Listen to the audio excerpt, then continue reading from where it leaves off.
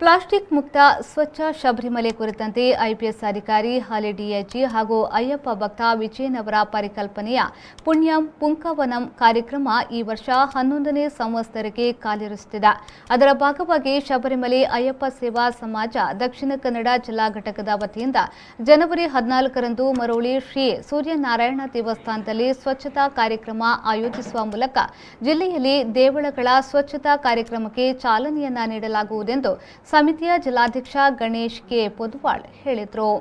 ಈ ಕುರಿತು ಮಂಗಳೂರಿನ ಪ್ರೆಸ್ ಕ್ಲಬ್ನಲ್ಲಿ ನಡೆದ ಸುದ್ದಿಗೋಷ್ಠಿಯಲ್ಲಿ ಮಾತನಾಡಿದ ಅವರು, ಹಲವು ವರ್ಷಗಳ ಹಿಂದೆ ಶಬರಿಮಲೆಯಲ್ಲಿ ಆನೆಯೊಂದು ಮೃತಪಟ್ಟಿತ್ತು. ಅದರ ಪೋಸ್ಟ್ ಮಾರ್ಟಂ ಮಾಡುವಾಗ 350 ಕೆಜಿ ಪ್ಲಾಸ್ಟಿಕ್ ದೇಹದಲ್ಲಿ ಸಿಕ್ಕಿತ್ತು.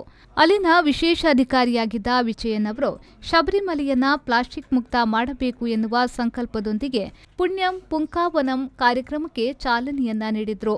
ಬಳಿಕ ಕೇರಳ ಪೊಲೀಸ್ ಇಲಾಖೆಯ ಸಿಬ್ಬಂದಿ ಸೇರಿ ಶಬರಿಮಲೆ ಸಹಿತ ವಿವಿಧ ದೇವಸ್ಥಾನಗಳಲ್ಲಿ ಈ ಕಾರ್ಯಕ್ರಮ ಆಯೋಜಿಸಿಕೊಂಡು ಬಂದಿದ್ದಾರೆ.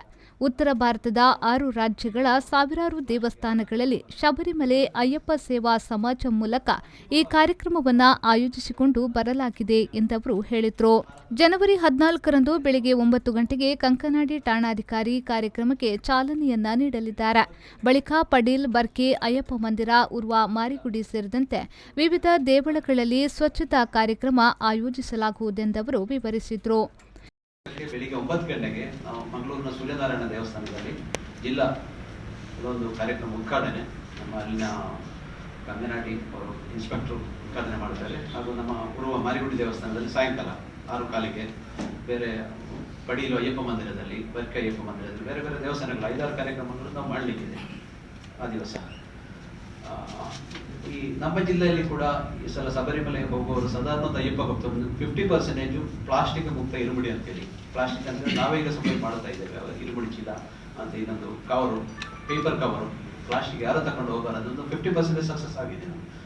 ಅದು ಅಂತಿಮವಾಗಿ ನಮ್ಮ ಪ್ರಧಾನಮಂತ್ರಿ ಅವರ ಕನಸು ಪುಣ್ಯ ಭಾರತ್ ಅಂತೇಳಿ.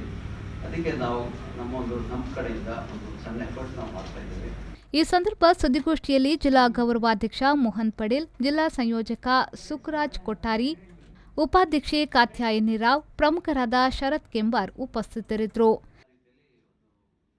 ನಾಗೇಶ್ ಕಾವೂರು, ವಿ4 ನ್ಯೂಸ್, ಮಂಗಳೂರು. ಸಣ್ಣ ಆಲೋಚನೆಗಳು ದೊಡ್ಡ ಸಾಧನೆಗೆ ಒಂದು ದಾರಿ. ಮನೆ, ಅದಕ್ಕೊಂದು ಒಳ್ಳೆ ಸೈಟು. ಮನೆ ದೊಡ್ಡದಿರಲಿ ಚಿಕ್ಕದಿರಲಿ, ಯೋಜನೆ ಪಕ್ಕ ಇರಬೇಕು.